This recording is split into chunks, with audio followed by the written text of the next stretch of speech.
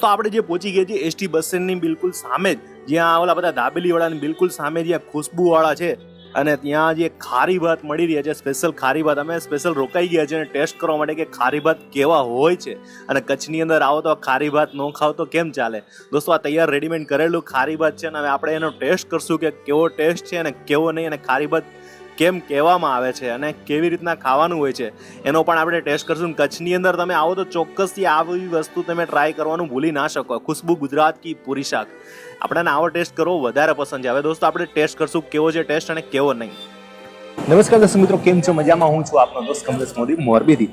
દોસ્તો, જે આપણે ખારી ભાત નામ નવી લઈએ ને, કચ્છના હશે એના તો ખારી ભાત શું છે એ તો બધાને ખ્યાલ હશે, પણ બહારના બીજા સિટીના એ બધાને નવાઈ લાગશે, કારણ કે મને ખુદે નવાઈ લાગી હતી.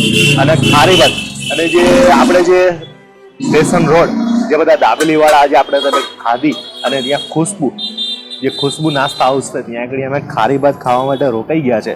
અને અહીંયા જે ખારી ભાત કેવા છે અને કેવા નહીં, ટૂંકમાં જોવામાં તો એવું લાગે છે કે વઘારેલા ભાત હોય ને, આપણે જે વઘારેલી ખીચડી એના જેવું છે. હું ટેસ્ટ કરીને તમને પરફેક્ટ કહું કે શું છે એમાં.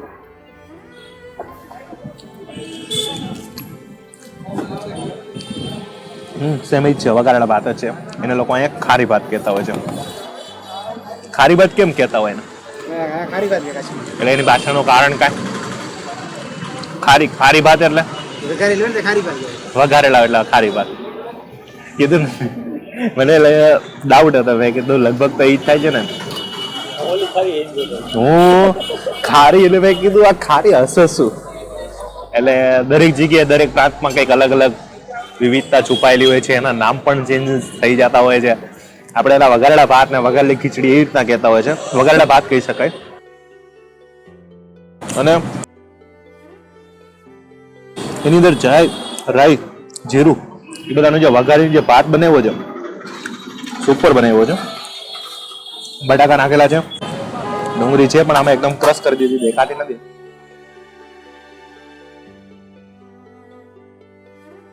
આપણે આ ખાઈ લઈશું. હા, મરચા તો જોઈ જ ને. દોસ્તો, એક વાત કહી દઉં તમને, આ ભાઈ સારામાં સારો લોટ વાપરો છે. જે આપણે નોર્મલ ઘરે ખાઈએ ને એ જ લોટ છે, સારામાં સારો, કારણ કે વાઈટ પૂરી થાય. અને બટાકાનું શાક ટેસ્ટ કરું. અમારે જે સૂકી ભાજી હોય છે, અહીંયા રસાવાળા બટાકા છે.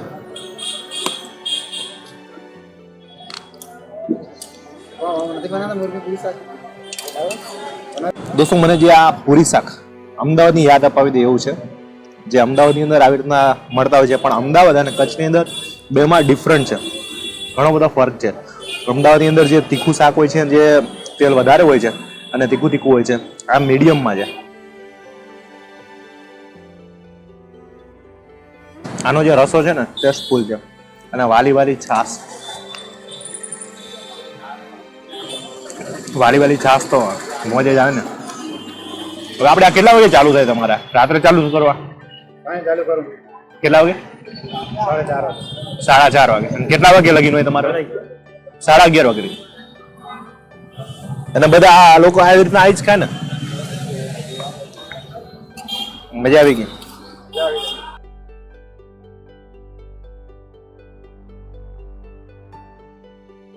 સારું દોસ્તો, મને તો બહુ મજા આવી ગઈ. તમે ચોક્કસથી જો કદાચ આ બાજુ આવવાનું થાય તો ખુશ્બુ જે નાસ્તા હાઉસ છે, જે ખારી ભાત અને જે પૂરી શાક, બે વસ્તુ મંગાવજો. બહુ જ મસ્ત છે અને મજા આવી ગઈ. સારું દોસ્તો, આપણે આવી જ રીતે કંઈક નવા જ વિડીયો લઈને આવશું, કંઈક નવી જગ્યાએ જશું, કંઈક નવી જ મોજ કરશું. ત્યાં લગીને અમારી કમલેશ મોદી ચેનલને સબસ્ક્રાઈબ કરજો, વિડીયોને લાઈક કરજો, કોમેન્ટ કરજો. અને આ જગ્યાએ પૂરી શાક અને ખારી ભાત ખાવા આવવાનું ભૂલતા નહીં. જય માતાજી એન્ડ જય મોગલ એન્ડ જય હિન્દ.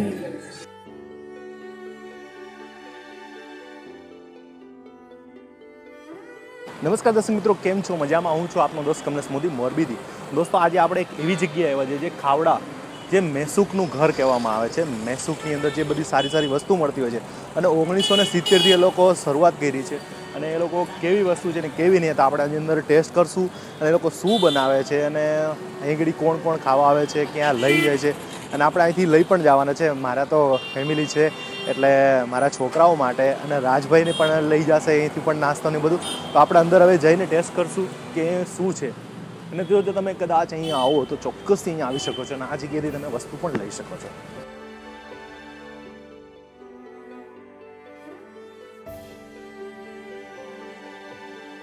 દોસ્તો જે આપણે આવી ગયા છે દર્શનભાઈ જોડે. દર્શનભાઈ, તમારું બહુ જ બધું વખણાય છે, તો અહીંયા વધારે શું લોકો વધારે ખાતા હોય છે કે લઈ જતા હોય છે? મેસૂપ, કે જે થોડોક બતાવશો પ્લેટમાં કે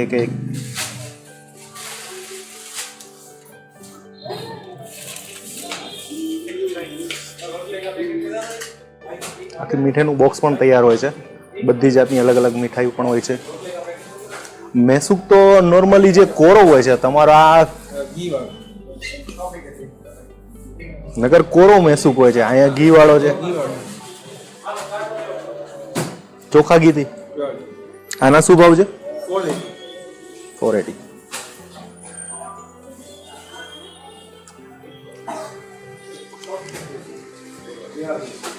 ચોખા ઘીનો બનાવ્યો છે મેસૂપ, સુપર છે. આવો મેસૂપ મેનો કે નકર આપણે મેસૂપ કોરો હોય છે કે જે તમે બધાએ તો ખાધું જ હશે. અહીં બીજું શું આપણી સ્પેશિયાલિટીમાં?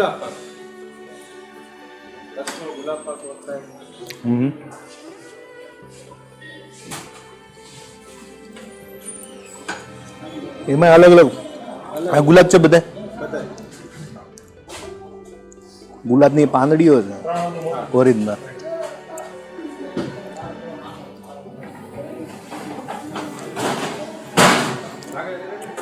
ઊંચામાં ઊંચી તમારી મીઠાઈ કેટલા લાગીની છે? હાઈ રેટમાં મીઠાઈ 1000. અને આ પેકેટ ને આ 840.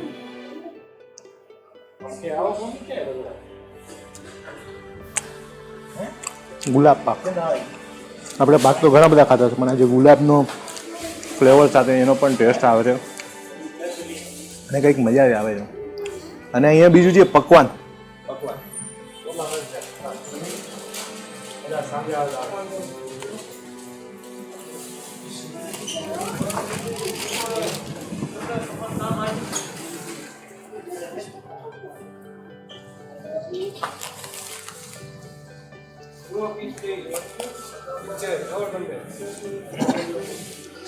કચ્છના પેંડા, ખાબડીવાળા અને દેશી પેંડા. આ જે પકવાન એની શું પ્રાઇસ છે? 220. ચોખા ઘીના છે કે આમાં બે? ઓકે.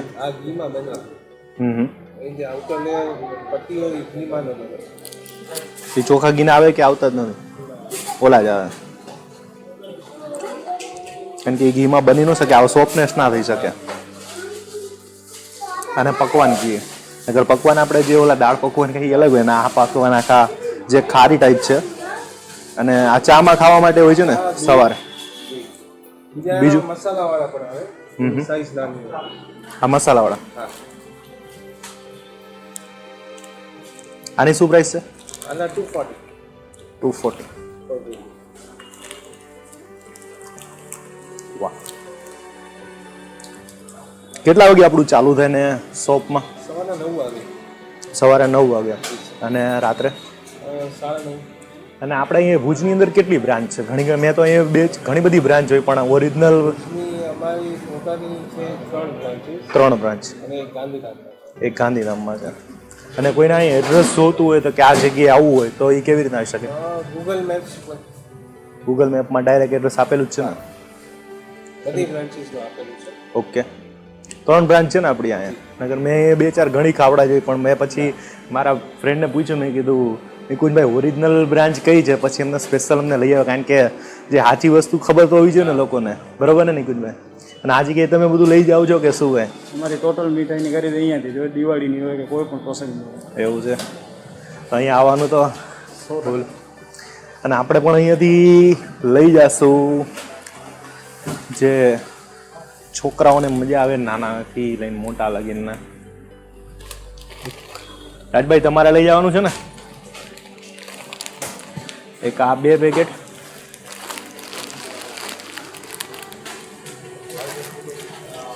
અને બીજું કંઈક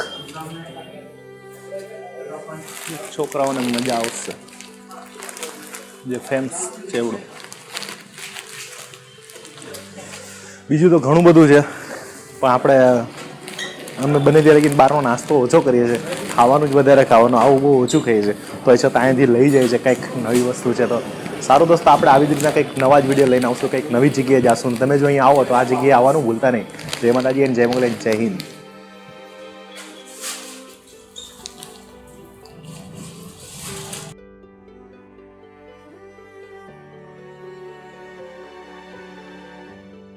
આશીષ પવાની ભાઈ, તમે આખા મારા હોમ ટાઉનની યાદ અપાવી દીધી. હું 2 વર્ષ દુબઈ રહું છું. તમે દાવડા સેન્ડવિચ એન્ડ શેર બજારમાં મહારાજના ભજીયા વર્લ્ડ ક્લાસ છે, પ્લીઝ વિઝિટ કરો. થેન્ક યુ સો મચ કે તમે ત્યાં દુબઈ બેઠા બેઠા પણ અમારા વિડીયો જોવો છો. અમને પણ બહુ મજા આવે છે અને ચોક્કસથી આજે દાવડા સેન્ડવિચ અને આ બધી જ વસ્તુ આવશે. તમે બસ જોતા જ રહ્યો અને આવી રીતના અમને સપોર્ટ કરતા રહેજો. તમે ત્યાં બેઠા બેઠા લિંક પણ શેર કરજો, બધાને જોતા રહીએ એટલે હજુ જેટલા વધારે વ્યુઅર્સ આવશે એટલે હજુ અમને બહુ જ મજા આવશે. ઘણું બધું બાકી જ છે હજુ. દીપ માલી, કમલેશભાઈ તમે અમારા કચ્છમાં આવ્યા હતા તો તમને કચ્છને સૌથી વધારે શું ગમ્યું? કોમેન્ટમાં જરૂર કહેજો.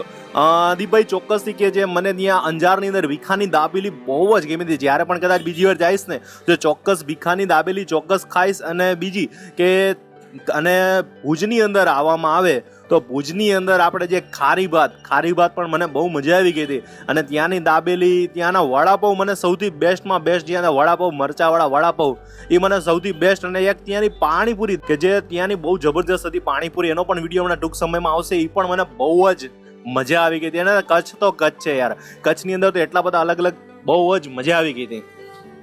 અને દોસ્તો બીજું કે આપણી જે કમલેશ મોદી જે મોરબી જે આપણે ઇન્સ્ટાગ્રામ પણ વાપરીએ છીએ તો ઇન્સ્ટાગ્રામની અંદર પણ અમને ફોલો કરજો. મારે યાર 660 લોકો જ ફોલો છે એટલે જરૂરથી એમાં ફોલો કરજો. આપણે એમાં લાઈવ પણ થવાના છે અને એની અંદર તમારા જે કંઈ પ્રશ્ન હશે ચોક્કસથી અમે તમને એમાં જવાબ આપશું. લાઈવ પણ અઠવાડિયાની અંદર 1-2 દિવસ આપણે એવો કંઈક સમય રાખશું, અડધી કલાક લગીને લાઈવ થશું અને લાઈવની અંદર તમારા જે કંઈ પ્રશ્ન હશે ને એમાં ચોક્કસથી આપણે બધાને કહીશું. એટલે તમે ઇન્સ્ટાગ્રામ પણ અમને ફોલો કરતા રહેજો. અમે એમાં પણ લાઈવ આવશું અને ત્યાં પણ કંઈક હવે નવી જગ્યા જ્યાં જાશું ત્યાં ફોટો પણ મૂકવાનું રાખશું. એટલે તમે થોડાક વધારે આમાં ફોલો થઈ જાય એટલે હજુ મજા આવી જાય. સારું દોસ્તો, આપણે આવી રીતના કંઈક નવા જ વિડીયો લઈને આવશું, કંઈક નવી જગ્યાએ જાશું. ત્યાં લગીને જય માતાજી અને જય મોગલ અને જય હિન્દ.